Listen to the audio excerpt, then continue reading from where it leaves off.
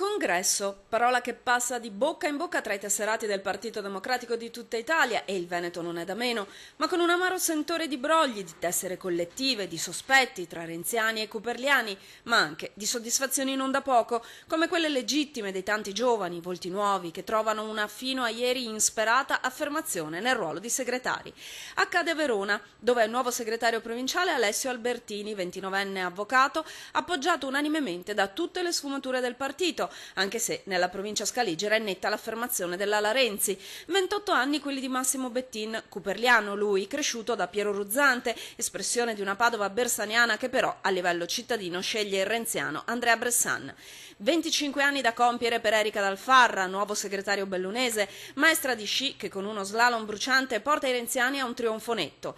Ma è rottamatore convinto anche il neosegretario del PD Iberico, il sindaco di Sant'Orso Pietro Menegozzo.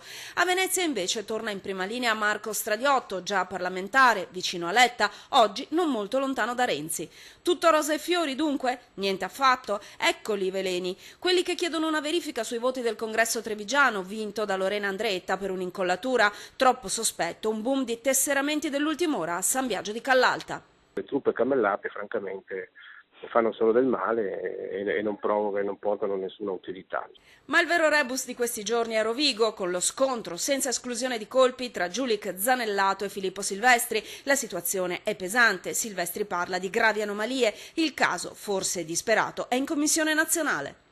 Lì insomma si tratta di capire a questo punto se il congresso si farà o non si farà, perché Rovigo se dovessero decidere di fare il congresso dovrebbero farlo veramente in un paio di giorni, non di più, insomma.